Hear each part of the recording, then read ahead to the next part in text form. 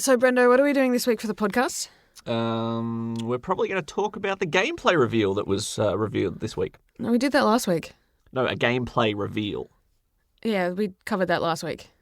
No, not a cinematic reveal. What if I told you gameplay reveals were actually possible by revealing gameplay? What? The Gaming Lovers Podcast with Brendo and Jem. G'day and welcome to episode 107 of the Gaming Lovers Podcast, and happy birthday to us! Happy birthday to us! Woohoo! We are 2 years old. The terrible twos have struck. The 2-year anniversary this week of the Gaming Lovers Podcast debut. The maths doesn't check out. 107 episodes over 104 weeks. Doesn't matter. You're getting more bang for your buck. 2 years. Thank you for joining us on this ride. I am Brendo. I'm Jem. And we are the Gaming Lovers, here to talk all things games, whether they be new games, retro games, our likes, our dislikes. We love video games. That we do. We have always been of the opinion that you should never blame somebody for their choice in video games. We should bestow the love. We can have our dislikes, but overall, we love the gaming industry. We love so much about what video games have brought to us and to you and to the world. And we are talking this week, later on, about the Sony State of Play showing the Ghost of Sushi Train. No. Tsushima. Ghost of Sashimi. I'm so excited for this delicious game that's coming out in just a couple months. Oh my goodness. Plus, we're going to reflect on the past 2 years of this podcast, on some of the highs and lows. We've even had some questions sent in that I've been kind of saving up, actually, for this episode. So we will answer some of those as well, all in this episode of the Gaming Lovers Podcast. Before we get to any of that, though, it's time for Gaming Goals!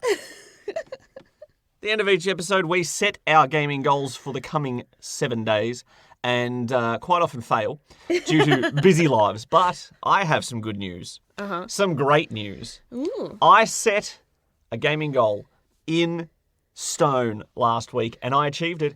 Final Fantasy VII Remake has been defeated. Congratulations. Completed.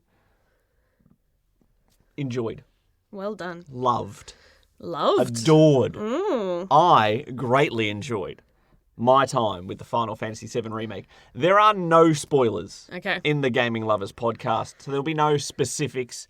But it was funny that when this game launched in Australia about 10 days ahead of its original expected date. Yes. And the developers said, look, it's out there. We are letting it be out there. But please, don't spoil anyone. And all the jokes about, let's not spoil a 20-year-old game. And that's just it. People did say that. The game's 23 years old. We know what's going to happen. Nobody can be spoiled with this game because it's one of the most prolific spoilers in gaming knowledge. Yeah. And yet, I knew this game would have its own little twists and turns and little special things, new characters, new locations, everything. So there could be plenty to spoil.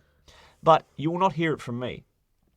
But my goodness, my runtime for Final Fantasy VII Remake was about 36 hours, I think. Roughly around 36 hours. And it wasn't until the credits were rolling and they showed scenes from all the cutscenes, all the conversations, all the dramatic highlights of the game. As the credits are rolling, I like when there's something to keep you engaged, to keep you watching. I like to I'd like to sit there and have the credits roll, even if there's no post-credit scene with a movie, just because it feels like the final part of the enjoyment. And I do the same with video games. It's very rare I skip credits. And as these clips were playing, showing me what I had been through in the past 35 to 40 hours, which is the usual runtime of this game, I realised, my goodness, I did a lot in this game. There were a lot of cool scenes, a lot of cool characters, and every little glimpse of something that I'm like, oh man, I almost forgot about that bit. That was pretty cool. Oh, that was funny. I liked that bit. Man, that was a cool fight. Blah, blah, blah, blah, blah, blah. Just going through all these clips, and I'm like, yes, I had a great time with Final Fantasy VII Remake. Lots of great moments. Good.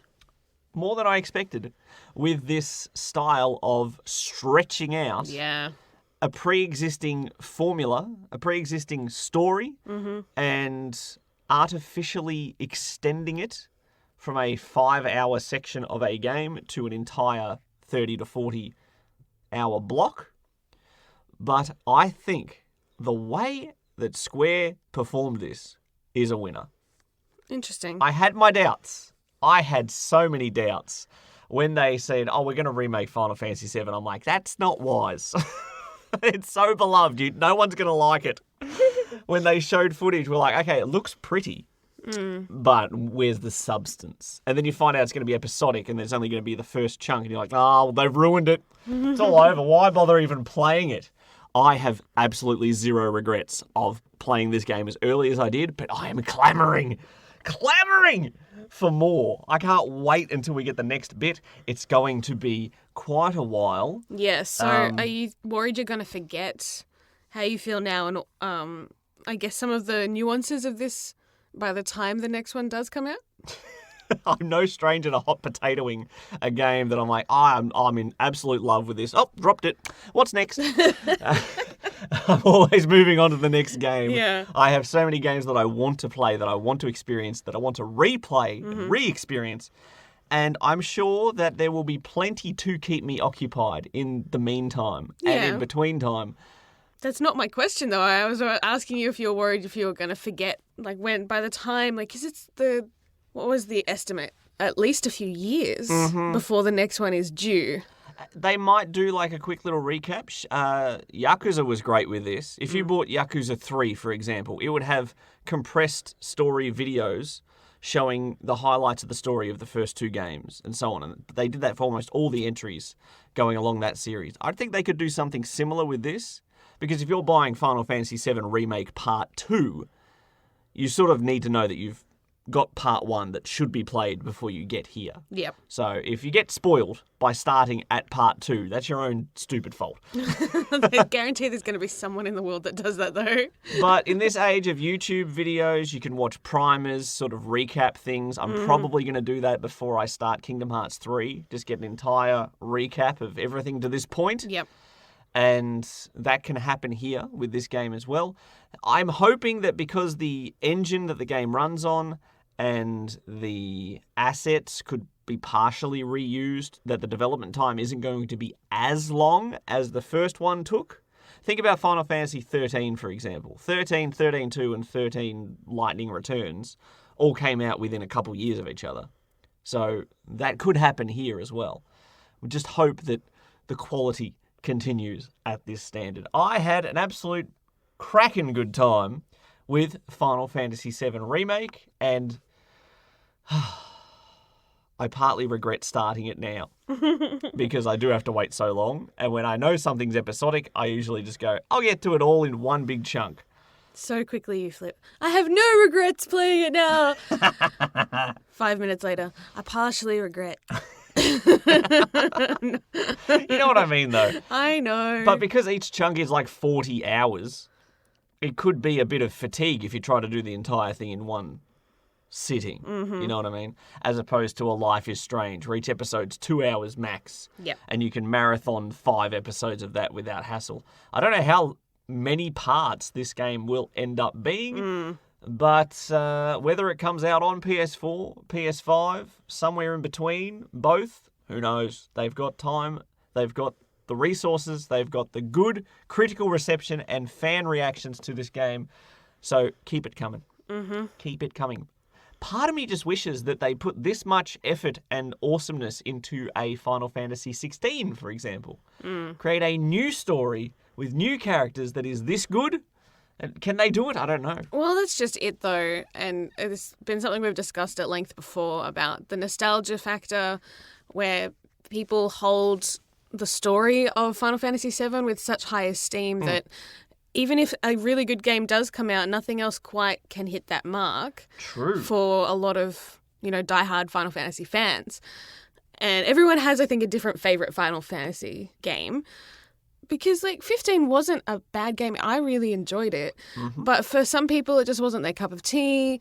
There was something, there were sections of the game, obviously, that were flawed that even got patched.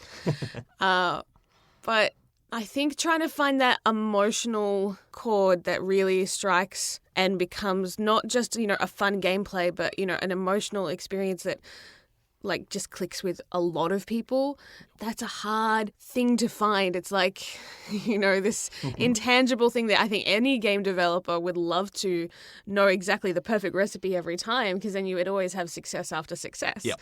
But there's no one thing that works exactly. So I would love to see new stuff, but you can understand why they're going with a sure thing over what would be considered a gamble. Yeah, oh yeah, for sure. And but then the first Final Fantasy was a gamble, wasn't it? Even Final Fantasy VII Remake was a gamble, but it's a gamble that has paid off, and they'll stick with it for now. I have finished the game. Chapter Select is unlocked, and you have the option to go back and chase trophies and all the other challenges and unlockables that you may have missed. I know I missed a couple of things. Overall, I'm quite satisfied with how much I got out of this game my first time through, because I do have so many other games that I want to play. It has been a while since I've beaten a game. Let's go get all those trophies that I missed.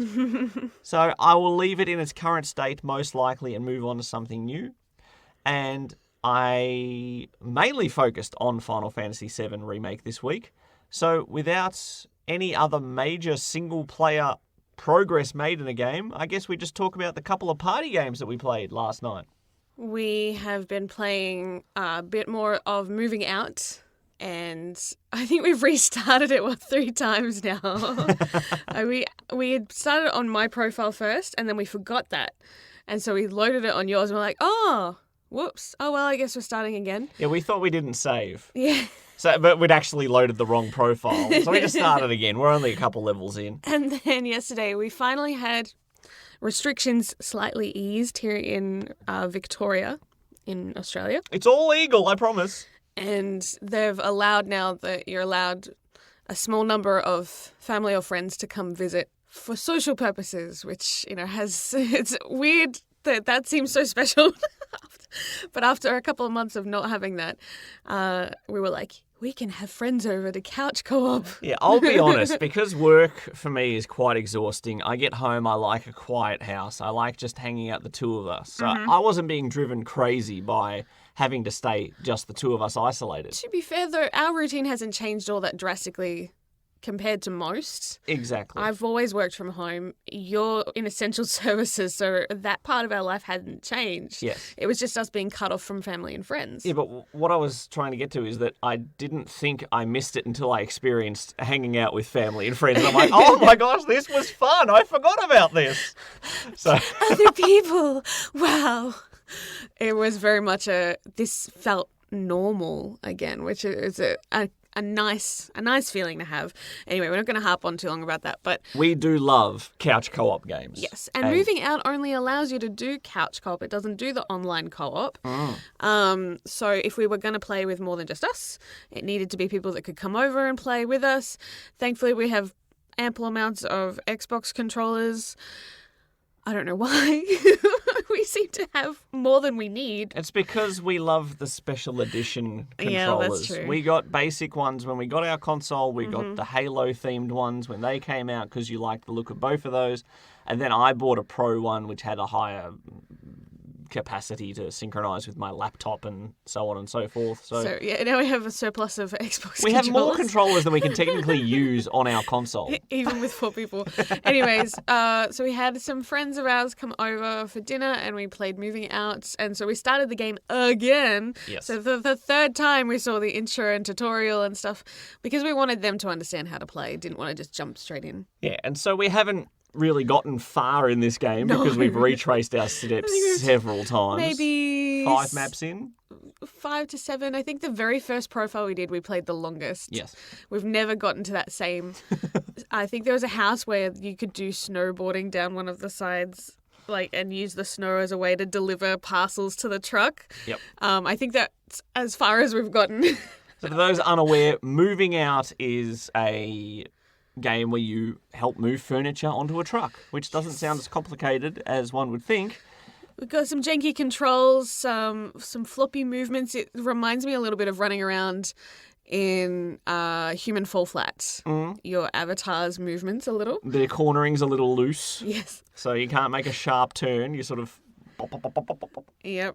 pop, pop, pop. There are some random elements that will be sometimes like pets and things that are attacking you as you're trying to pack the truck. You can break windows, and sometimes you'll have like bonus achievements as well for each level. So you've got time to beat to get different medals. Bronze, silver or gold, depending on how well you do time-wise. And then there's bonus objectives which you don't know about until after you've done the level for the first time. So sometimes we've managed to stumble on those by mistake, and other times we're like, oh, whoops, didn't do any of those. You see a turtle on the map, and you're like, yeah, let's pack the turtle onto the truck. And sure enough, you get an award for packing a turtle in the truck. So I like games like that where you have replay value. Yes. Not only just beat the level, Yeah. but try to beat the level within the time to get the gold. And then do the level this way to try and get...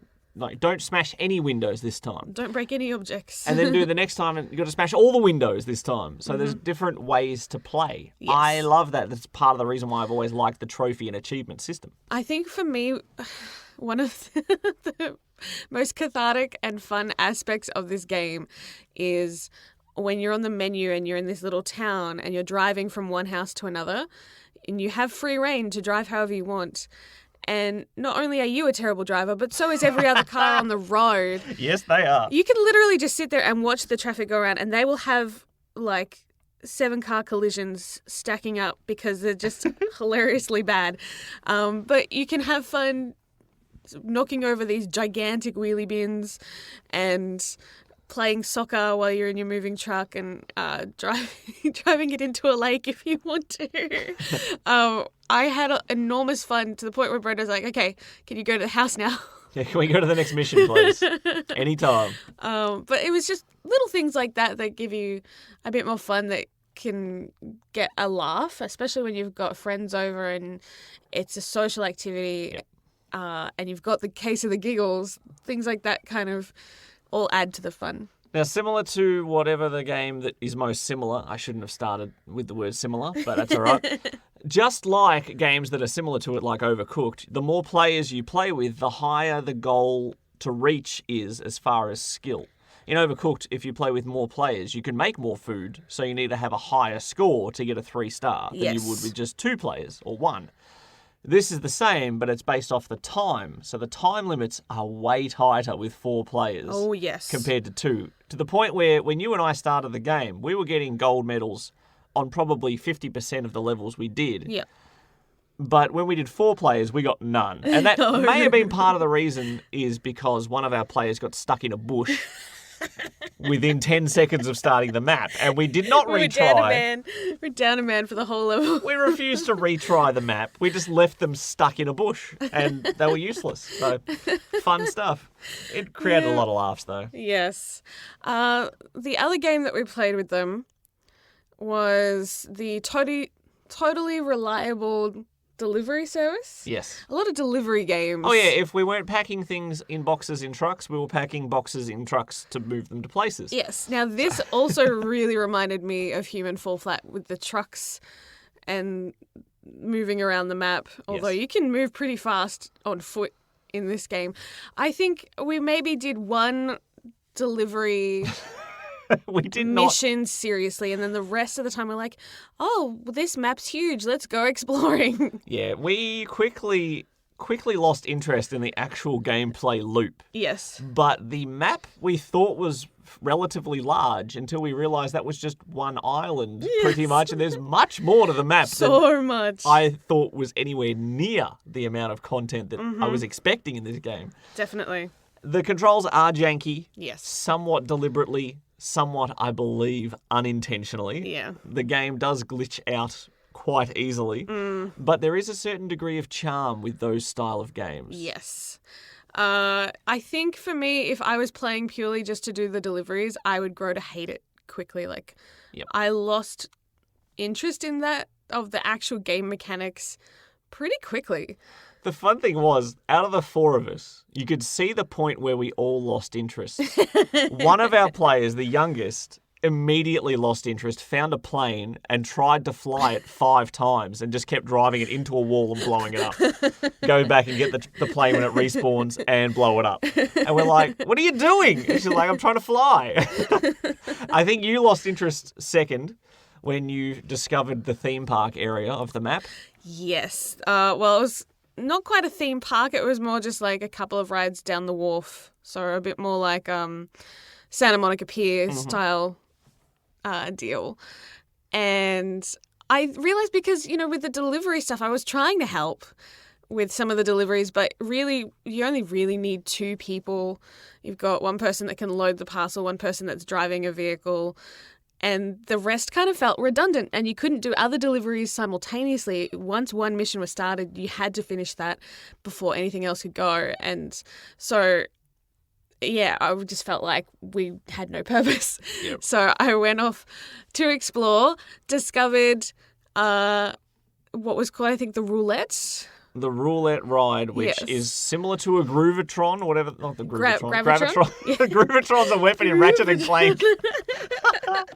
The Gravitron, where it's basically you hop in a spinning disc with walls, you try to hold on, and when you and Fatty Bin, our friend affectionately known as Fatty Bin, hopped into it, I took the controls, cranked it to half speed, elevated it off the ground, cranked it to full speed, and suddenly there was bodies flying everywhere to everyone's gleeful delight. Oh my goodness, we played that for like a good 10 minutes. We were just going back and forth doing different combinations, seeing who could last the longest on it before they went flying across the map.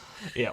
And we had fits of giggles, and that's the kind of stuff that A, the right friends will make a difference on gameplay, B, how tired/silly a mood you're in. Mm-hmm.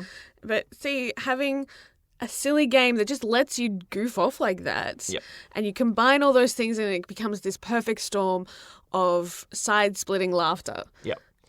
Myself and Fatty Bin were trying to focus on the missions for the longest time, but even then, you try to drive a truck, the package falls out the back. It's not fun. You're sort of getting annoyed.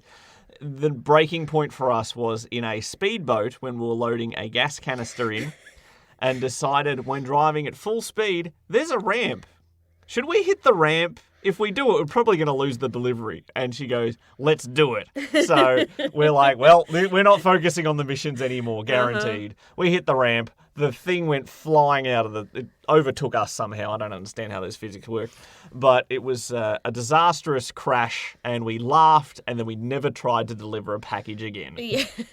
There's a very bad version of Rocket League hidden within the map as well. We got trapped in it. I summoned you guys there. I was like, what does this lever do?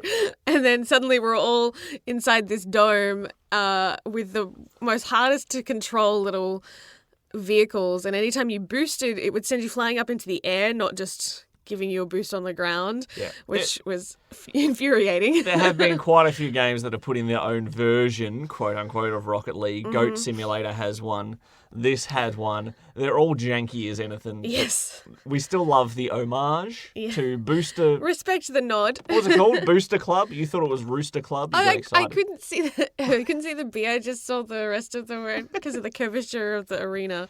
And I'm like, ooh, Rooster Club. That sounds like the membership for Red Rooster, which is a fast food chain in Australia.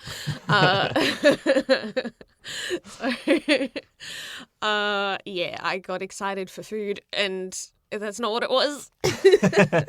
So we had a good time with both of these games for varying reasons. Yes. Of mental intellect as well. I feel like for moving out, we enjoyed it because it did what it set out to do well. Mm-hmm. Whereas with the totally reliable delivery service, we enjoyed it because it let us do all this other stuff. It was more like a playground. Yeah. As opposed to a mission. It felt more like, all of us playing Goat Simulator Yep. in a sense, and just being silly together rather than like if all it was the delivery stuff and it didn't have those side silliness, then I don't think I would have enjoyed it anywhere near as much. So if you need a sandbox to flop around in and try to drive all sorts of annoying and weird vehicles to disastrous results, I think it's worth a fun little spin, as long as your expectations aren't too high for the actual quality of the game. It might actually be a good one for young kids again. Like, we've always given games like Goat Simulator to kids that are, like, still learning where all the buttons are on a controller. Yep.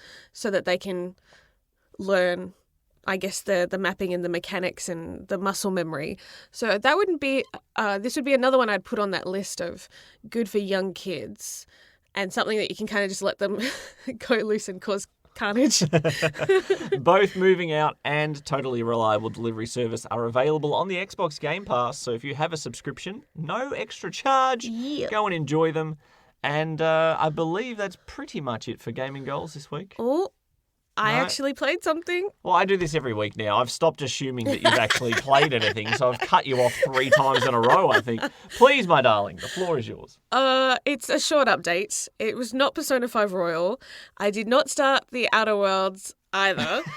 But I did play 2 Point Hospital. I think I finally got to a point where I'm like, I'm not so scarred, or maybe I've gone numb. I don't know. Because it felt like it was hitting too close to home the last time I played with the whole pandemic. But now I went back and went back to the hospital I was working on with all the earthquakes, and then I don't know how long I was playing for, but you came home and woke me up. Normally I finish work, come home and say hello, and I hear hello, and I said hello, and there was nobody. And I'm like, where's Jem gone? And I found her asleep on the couch with controller in hand, hospital paused in front of her. Very cute, very amusing. I'm at that stage where I just fall asleep now at any random time of the day. Fun times. So yeah, that's all I needed to add. I did play something else though, solo gaming. I just wanted to say that, even if it wasn't for very long. It was a good story, darling. It was a good story. Thanks. We will be back with birthday celebrations as well as the gameplay footage. Ghost of Seaweed. After this. Share the love. Like us on Facebook at facebook.com/The Gaming Lovers. We're 2 years old. Can you believe it? I think I'm a bit older than that. But the Gaming Lovers podcast is 2 years old this week. How crazy is that? I don't know if we ever planned on how long this project was going to last. It was always a bit of a, let's see what happens kind of thing. And we've just had so much fun gushing about video games that we've kept going. This was originally your idea to do a podcast related to gaming and our experiences as husband and wife, as the Gaming Lovers. And yeah, we've always just done it out of our love for games and love of the community of gamers. And I've enjoyed the past 2 years of producing content, and not for the almighty dollar, just out of our love for games. So we have some stats, some updates, and some questions to answer as well that I've been compiling. Things that people send us through on social media. Sometimes we don't always get around to answering everything right away, and some that have come through recently I've kind of like deliberately held off so I could use it for this particular episode of the podcast. So sorry if you've been waiting for a response. I wanted to answer it verbally instead of just in a comment. So first up, no surprise here that the top downloaded episodes of all time over the past 2 years are the top 5 episodes, like the very first 5 ever published. Mm-hmm. People usually start near the start of getting a Yes. new podcast. You might try a recent episode, but then go back to the start of the chronological order. That's how I do it when I've discovered a new podcast to listen to. Absolutely. But the order is slightly shuffled, so I wanted to see if you could guess which ones are the most popular, the top 5. One, I reckon one would be number 1. It is Intro to Gaming. 1, 4, 5, 2, 3. It is episode 1 is number 1. Episode 3 is number 2, when games feel like work. Oh, yes. Number 2 is ranked at number 3, party games. Number 5 is at number 4 with episodic gaming and DLC. And then gaming gimmicks, episode number 4, positioned at number 5. Just to confuse us. Just nice and confusing. But we have had some recent episodes that have been a bit of a popular hit. One in the last few months was the Sonic episode reviewing the movie. Well, look, you got to give the people what they want. The Sonic movie surprise hit of the year. And One also of the highlights of 2020. Who would have Yes. thought? It might be one of the only good slightly animated movies, I guess, that's come out this year. Well, who knows what will happen in the coming months. But another recent success, I guess, or popular episode that people have enjoyed from us has been the one about gaming YouTube channels. Oh. So both of which these have been episodes that you have championed. People So well looking for content while at home. That's how I've increased my YouTube viewing recently. And no surprise, that's what the people want. Or You've got to give the people what they want. Or maybe the YouTube channels are the ones that went, oh, they're talking about us. Maybe. Egotistical YouTubers. They're really... Is there much difference between that and podcasting? I don't think so. If anything, video editing would take so much longer than audio editing. Yes. So hats off to you guys. The countries with which over the past 2 years that we have had the most downloads, Australia is still number 1, 45%. No big surprise there. But the US is at 36%. Oh. Then got the UK, not far behind. Germany, number Oh. 4. Then Chile, Chile moving up the ranks. which really surprised me. I'm like, Chile in the top 5. Gaming lovers are over with the Chileans. Is that the proper term? I hope so. Otherwise, I've just lost our Chile audience. But thank you guys for joining us. I'm always fascinated and amazed at just the diversity of countries that listen to our podcast. Canada, Sweden, South Africa, Ireland, India, Norway, Japan, Greece, Singapore, France, Indonesia, Pakistan, Peru, Denmark, Jamaica, the Netherlands, Philippines, Malaysia, Portugal, the Czech Republic, Mexico, Brazil, Spain, Iceland, Turkey, Thailand, Slovenia, Romania, Poland, New Zealand, Latvia, Israel, Iran, Croatia, Egypt, Ecuador, Algeria, Switzerland, Bahrain, Bangladesh, Vietnam. And then there's unknown. Parts unknown. Yes. I love that your voice was like a revving engine, getting higher and higher and higher and higher. I'm like, where's she going to go when she hits the top of her range? I'm so glad it ended on Vietnam because it's kind of like the good morning, Vietnam quote that everyone does. Fun stuff. Anyways, so thank you all, even if it was for one episode and then we lost you. We're sorry about that. But thanks for those who've stuck around and listened to us gushing and being our crazy selves. We're glad that you've been along for the journey. And it's been good to meet some of you online as well. Yes.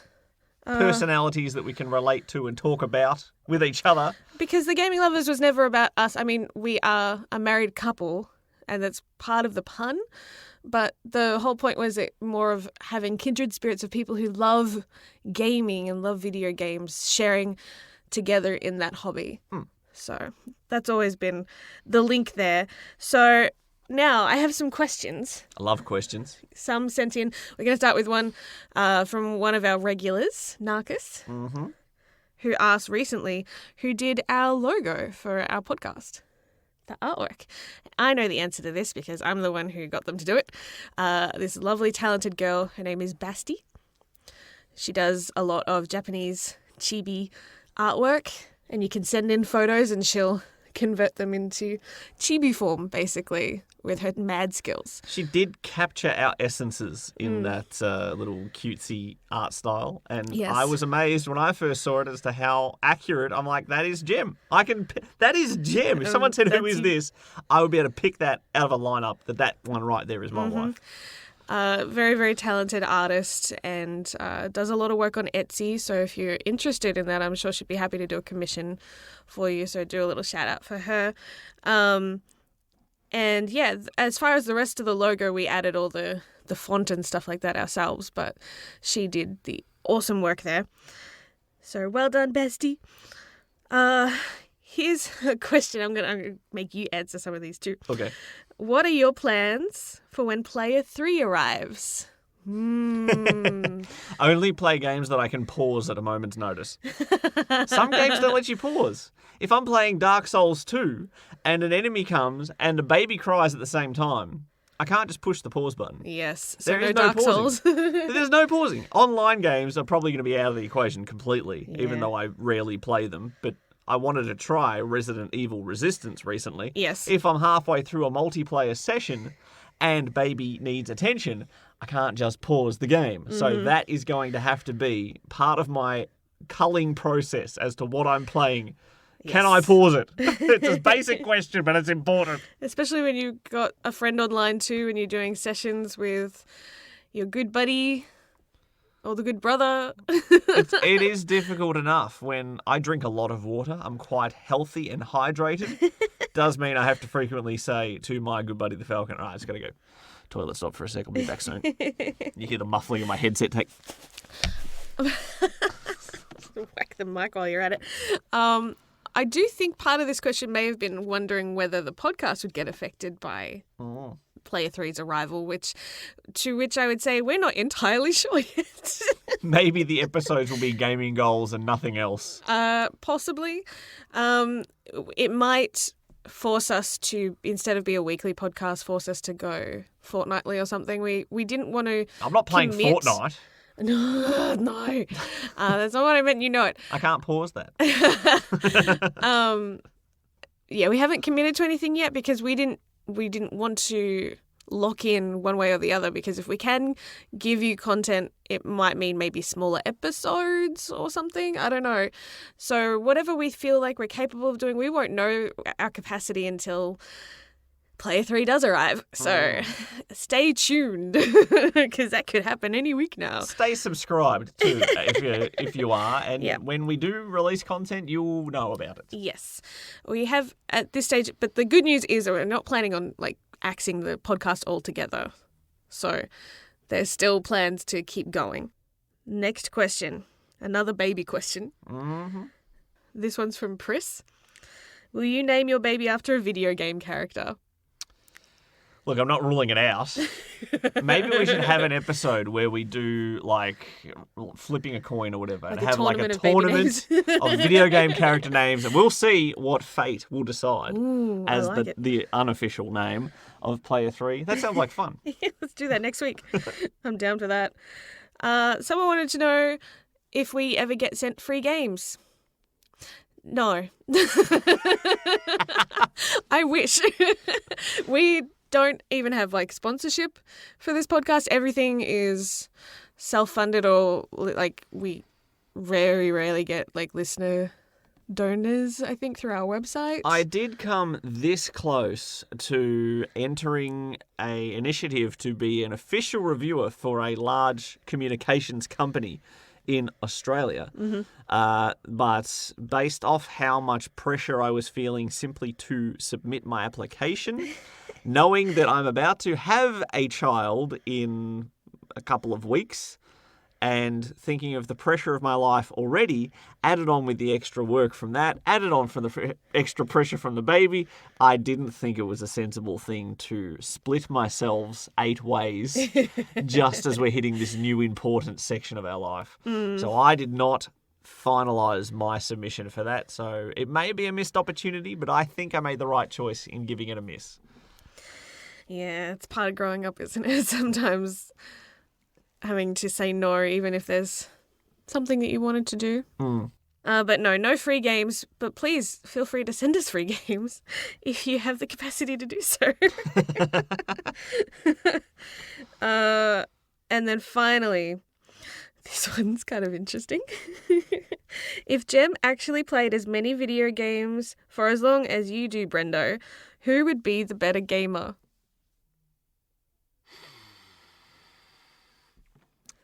What's the diplomatic way to say this?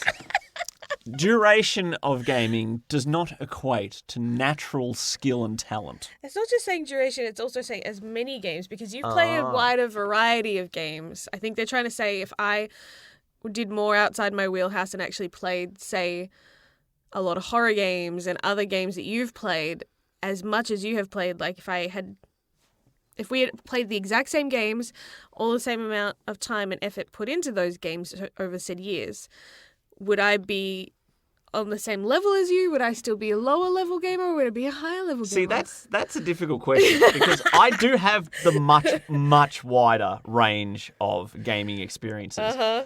But when I have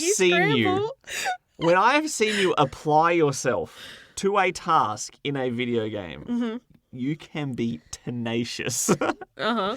So, if you applied that tenacity to a wider variety of games, it's possible you could eclipse me. But I would like to see you reach 1,000 out of 1,000 gamer score in Guitar Hero 2. Thank you very much. That I'm going to rest my hat on that one. And when you've platinumed Bloodborne, you can come back and talk to me. Oh, didn't I not tell you that was also what I did this week on Gaming Goals? No, well, fancy pants. Just kidding. As if I'd touched that game. No. What is your answer to that question? It's a big hypothetical, and I think that's why I kind of liked it. It just caught me so off guard.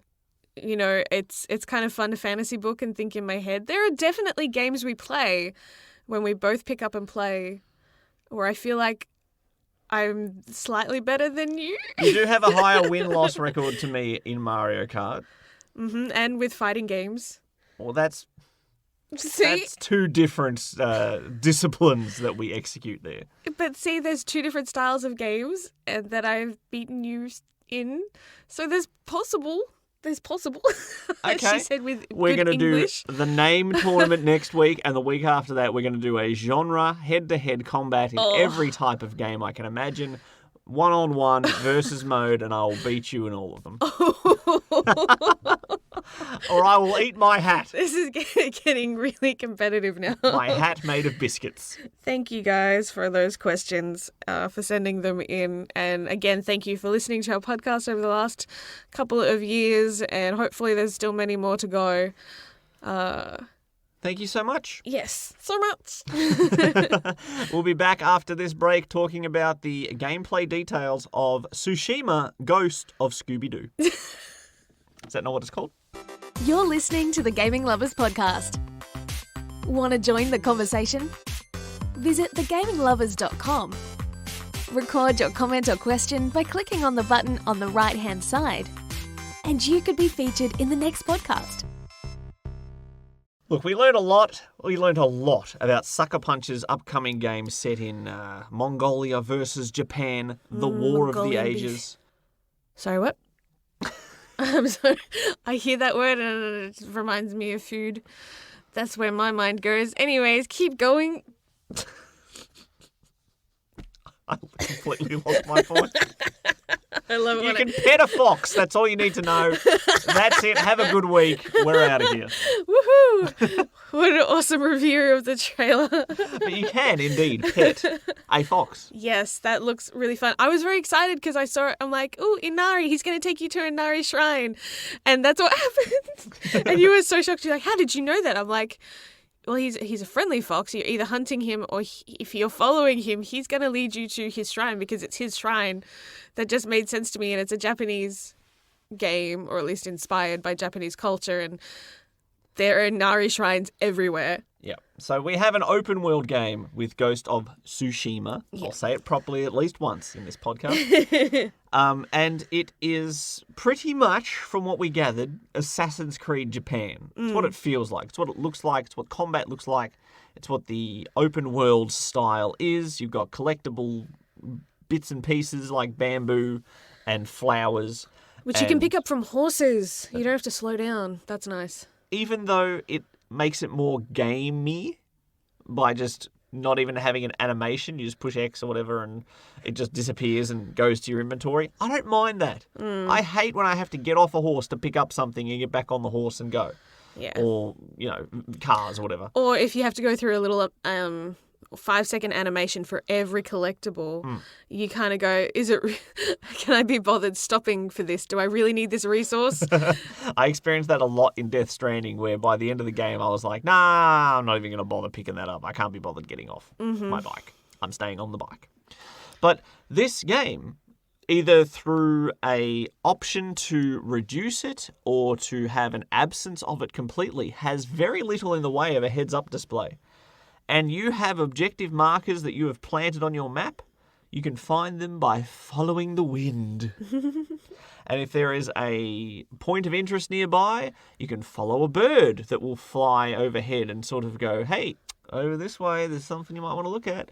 Or you can see smoke coming from somewhere, like a shack in the woods that you can't see because it's in the woods, but you know it is there based off the smoke. Yep. All these sort of natural world indicators that don't have to be a giant glowing arrow bobbing up and down saying, come over here. Let me hold your hand right here. I kind of like that. It is minimal heads-up displays can make a game far more immersive. There's a few different functions that have me particularly excited. It looks beautiful. It looks astonishing. But there's also different game modes and filters that you can have. And they showed it off. Also, photo mode is back because, of course, it is. But I think the thing that really got my attention was the black and white samurai movie mode. I'm like, that's awesome. And you can basically have it look like, the Seven Samurai classic movie. Mm-hmm. Now, when I saw on this gameplay reveal that you had the ability to play this game in black and white, my immediate thought is, why would you? This game is astonishingly beautiful. You got vibrant flowers. You got awesome autumn leaves in the tree, natural beauty, the sun setting. It all looks amazingly bright and colourful, gorgeous. Mm-hmm. My gosh, when I saw that black and white samurai movie, sort of slight bit of film grain, black and white, the shadows become so much darker, the whites become so much whiter, and it brought back flashbacks to watching like Seven Samurai. Yeah. And those, what's his name, Akira, somebody, there was a director that made those style of movies. Mm-hmm, yep. And me and my dad used to watch those like Saturday night. SBS was like a foreign movie channel that we had on our free-to-air TV, and that is where we would watch these style of movies. Mm-hmm. And I guarantee you I'll be playing at least part of this game with that filter on. But that's not one of the only options as far as changing your experience. We have dual audio. Yes. So for those who love to keep, I guess, the traditional language and also want it, like, kind of prefer subs instead of dubs, then you can have Japanese audio and subtitles instead of English voice actors. Which would set the theme in this era of Japan. And it would definitely feel more like watching the movie. Yeah. Or if that's not your cup of tea and you want fully voiced English, it's completely in there. Yeah. Sekiro did the same thing. Yes. This game borrows a lot of its aesthetics as well from the same sort of era style. And I know I played, because I don't mind Japanese audio. I'm knowing part of the language and I wanted that aspect. So I played Sekiro with the Japanese dialogue on. Yep. My good buddy the Falcon played with the English version, and he tried to throw some quotes at me in the way that the characters speak, and they just went straight over my head because I didn't play it in English. You're like, none desu ka? Very funny stuff. I think there's a part of it, because we have been studying Japanese and we do know at least the bare minimum of conversational Japanese, being able to understand at least some of it, even just in that sample bit that they showed during the trailer, because they didn't have subtitles for that section. I'm like, I don't know everything. Oh, I understood that sentence. It's just was kind of cool. I think, though, a part of me would be tempted to put it on English because reading subtitles for really long periods of time can be exhausting after a while, which is why there are some fans, especially even with anime, that will tolerate dubs because it means that they can look away from the screen for a bit and that way they can still listen to what's happening and the conversation, and they don't have to concentrate on reading every single sentence that comes up. So I think it will really depend on what you're into and what you consider a more authentic or more fun gaming experience for you. But the fact is that everyone has that choice, and that's awesome. Yep. Now, a lot of the combat in this style of game, from Assassin's Creed to Batman, Arkham Origins, and all these other games, follow a lot of similar gameplay rhythm. Yep. This game looks no different, but there is different stances, which I found was kind of cool. Yeah. And the fact that you can play sneaky, be the ghost Yes. that you are advertised as, or you can be decked out in full samurai armor, walk up to the enemy base and basically say, "Who wants some?" Come on, one-on-one, we're going to have a standoff, true samurai style one-on-one Yes. duel, both waiting for the other person to make the first move, and whoever makes that first error will probably receive a slicing. I think that's one of the things that I really liked from the displays of combat is that it's actually truer to samurai fighting style where they don't waste strokes. Like in a lot of samurai movies, they have these really, I mean, it's fun to watch, really beautifully choreographed, almost like fight scenes that almost look like dances, you know what I mean? Like there's parrying back and forth. There isn't that. They weren't trained to do a lot of parrying. They were trained to strike so it is like insta-death. Yeah. As few movements as possible. And you see that in the game. Like, it's very much dunk, and then the person's kind of like wobbling there for a bit and then like falls to their knees and dies. Dunk. And there was another... Just get him with a bamboo shoot. Dunk. Hey, with the right force and at the right angle, that can still be lethal. I think there was one thing that I picked up on too watching enemies as they dropped was that they didn't just kind of go, oh, like in a big dramatic spin and death. drop. Yep. Yeah, they kind of like sway on their legs or on their knees and have it looks very almost natural. And for a point, you're like, are they actually dead? Are they killed? Or they're slowly dying. Okay. Yeah. So it's those little details. I'm like, that's good attention to detail. So well done, Sucker Punch. I also liked how many tools are available to the ghost, Jin, his name is. Yes. He has firecrackers, he has smoke bombs, bow and arrow, swords, obviously, all sorts of things that can adjust how you play, how you want to play. You get customizable charms that can increase how well your smoke bombs operate or give you healing outside of combat. So many different ways to adjust your experience, and ultimately even down to dyeing your armor different colors. If you like this armor but it's yellow and you don't want it to be yellow, you want it to be red. You can get red flowers and some other stuff and dye it. Mm-hmm. Very cool. Very cool. I may just be Brendo right now, and it's because something new and shiny has shown up, and my recency bias makes me go, I want to play that. Ghost of Tsushima, especially because I played Sekiro not too long ago, didn't hold as much interest for me because I'm like, I've played a samurai-style game. Mm-hmm. I want to play something futuristic or something sci-fi or something different. After watching this, I'm like, when's this come out? I want to play it. I have a feeling, though, that this will also be more story-heavy than Sekiro because as beautiful and as well executed as From Software games are, they're not known for their story. Yeah, and there won't be there's no side quests or not many NPCs in a game like Sekiro. So it is different. I meant just more aesthetically. Yeah. But this is more like a Witcher 3 or an Assassin's Creed where you're going to have NPCs saying, "Oh, can you find my lost bucket?" And you're like, all right, cool.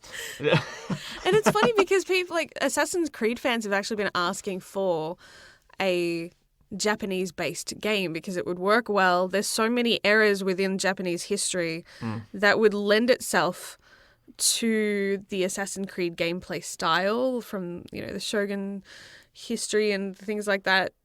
Would be so perfect. Yeah. A lot of feudal lords, you know what I mean? And Ubisoft has said that's just too predictable, so we're not going to do it. Well, whoops, because all the games that have recently, really leaned into that have done well. Yep. And you know what? Especially if you want to do well in Japan, I think if you could do it faithfully, that the Japanese market would appreciate that. So anyways. Well, I know you always would prefer to play as a female, but is this looking like a game that you would play? Yeah, maybe. At first I was like, because I'm always a little wary with super realistic gore because it makes me nauseous. And some of the scenes at first I'm like, kind of like half looking through my hands. I want to watch. But he went for the throat. I hate when they go for the throat. I know it's a quick death, but still, anyway. But I might play in black and white, and then it would be like watching Kill Bill in black and white, you know what I mean? Where it kind of takes away from the intensity of those scenes. Or even more violent, a WWE recap package where they put it in black and white so they can still air it on PG TV. But yeah, it's a known tactic, though, because it takes away that colour and it psychologically removes that gut reaction some people have to blood. So a part of me is like, you know what, that would be kind of cool playing it in that traditional black and white and stuff. As beautiful as the colours are, that could be a really unique gaming experience. But I'm not going to commit to anything by the time it comes out. Player 3 will be here. Yep. Our child will probably learn how to speak Japanese before we do because there'll be so much Japanese going on in our such house. Mixed language. I'm looking forward to Ghost of Tsushima. Sucker Punch have wowed me with their games in the past, and they have a good track record with me personally. So I'm looking forward to what they put out. Coming up after the break, future gaming goals. Oh, I have to set more gaming goals? I just finished a gaming goal. Share the love. Follow us on Twitter at Brendo and Jem. That's BRENDOJEM.